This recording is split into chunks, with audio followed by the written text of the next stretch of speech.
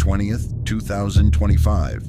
After spending more than 23 years on death row, Benjamin Ritchie was executed by lethal injection at Indiana State Prison. His crime set off a wave of chaos. By nightfall, more than 100 officers were in pursuit, making him one of the most wanted men in America.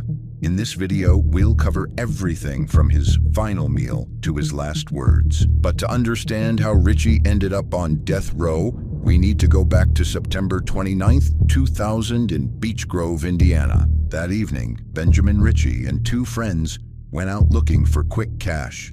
They stole a white van from Beech Grove Station to make some money by selling off its parts, but it didn't go as planned. The theft was reported almost immediately, and the police responded quickly, not realizing the call was about to escalate into tragedy. Roughly 2 hours later, while on his way to a traffic accident, Officer Matthew Hickey spotted the stolen van. After confirming it over the radio, he began to follow. Soon, officers Robert Mercury and William Toney joined. But the chase didn't last long. Ritchie pulled the stolen van into a residential yard. Realizing he couldn't outrun the cruisers, he and his 20-year-old partner, Michael Greer, split up, running in opposite directions. Officer William Toney chased Ritchie on foot. After just a short chase, Ritchie suddenly turned, pulled out his handgun, and fired 4 shots at the officer.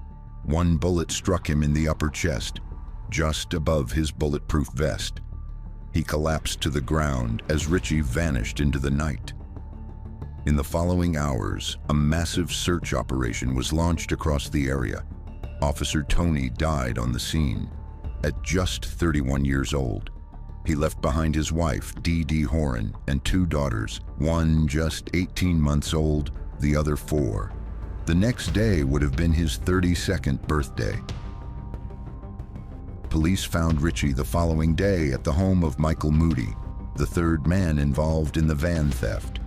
He was still carrying the gun that killed Officer Toney. Toney had only been with the department for 2 years.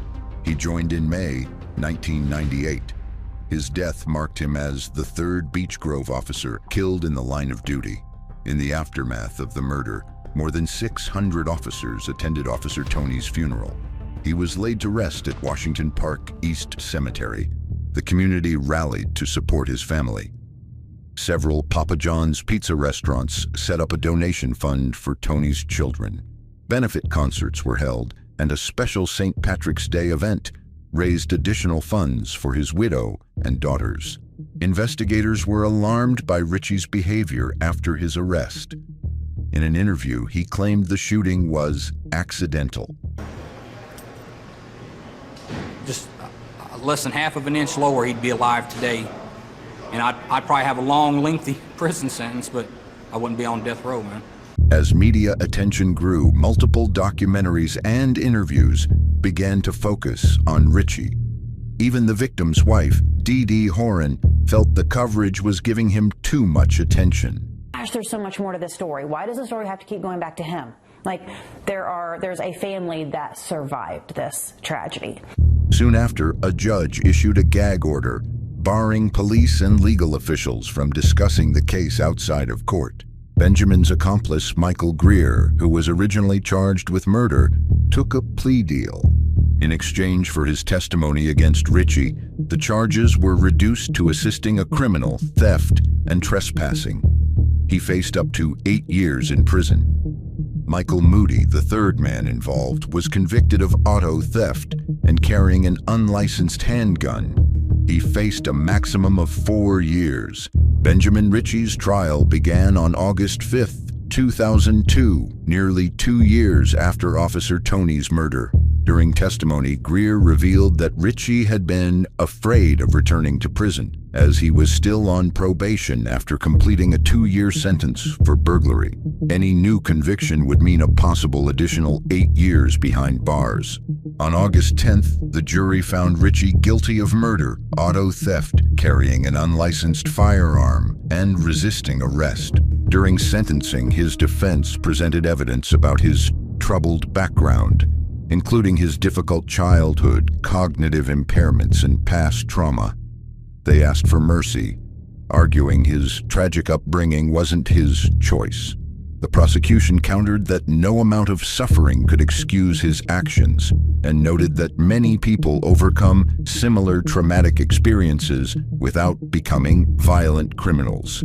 After more than 3 hours of deliberation, the jury unanimously recommended the death penalty. Ritchie laughed at the verdict.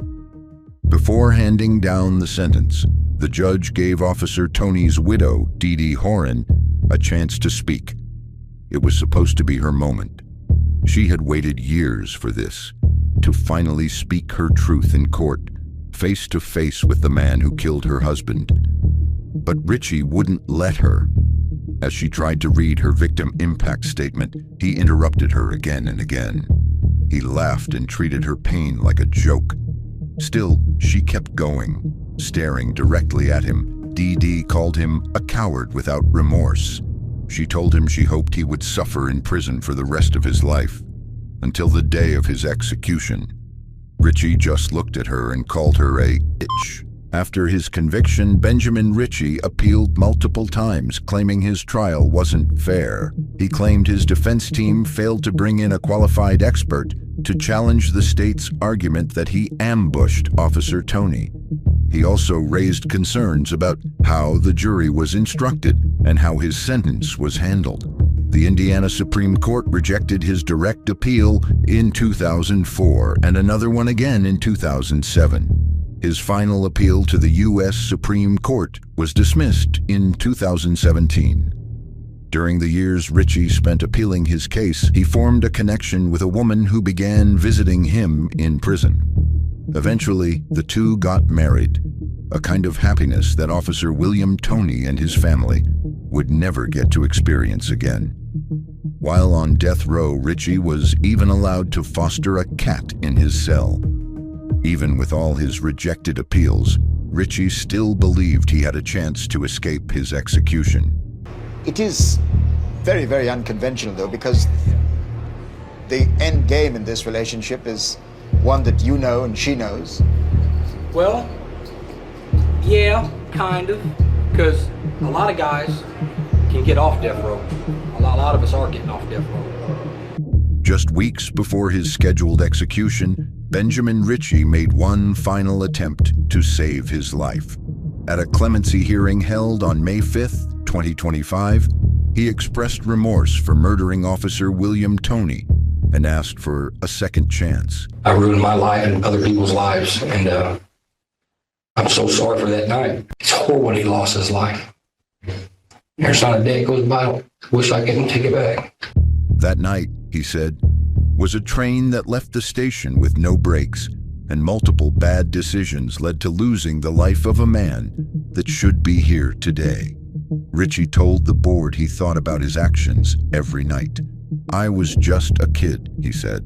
I didn't care about myself. I didn't care about anybody. Nothing. I've ruined my life and other people's lives, and I'm so sorry for that night. He also apologized directly to Officer Tony's family. In particular, he reflected on how he had treated Tony's widow during the original sentencing. I wish I could go back to the day in court, he said. That man's wife deserved to say everything she needed to say to me, and that punk kid should have just kept his mouth shut. I had no business mouthing off to that lady. He closed by saying he wasn't the same person he had been 25 years earlier. That kid was lost. He needed guidance, and I have guidance now. I have a strong, positive family unit, something I didn't have back then. I have people who talk to me and help me every day to cope. At a second hearing, a week later, Tony's family and friends urged the board to deny clemency. It's time. I'm tired. We're all tired. We all know that by putting him to death will not bring Bill back. That's not why we are here. We are here to plead that justice is carried out. On May 14th, the board rejected Ritchie's request, and Indiana Governor Mike Braun declined to intervene. Benjamin Donnie Ritchie was executed on May 20th, 2025, at the age of 45. For his final meal, he requested the tour of Italy from Olive Garden, chicken parmesan, lasagna, and fettuccine alfredo. He had a final visit with his family and a spiritual advisor. They spoke for hours behind glass, sharing one last conversation before the end. When asked if he had any final words, he said, "I love my family, my friends, and all the support I've gotten. I hope they all find peace." Ritchie was executed by lethal injection. Just after midnight, he was secured to the gurney at Indiana State Prison. Witnesses, including members of Officer William Toney's family, sat in silence behind a pane of glass. Ritchie lay still, arms strapped down, his eyes open. When the warden gave the signal, the drugs began to flow. His chest moved slowly, his lips parted, then his eyes closed. At 12:46 a.m., Benjamin Donnie Ritchie was pronounced dead. Benjamin Ritchie shot and killed a police officer. But there's another case that's just as hard to understand. Check out our video on Matthew Johnson, who killed an elderly woman in a way that's almost impossible to believe. Here.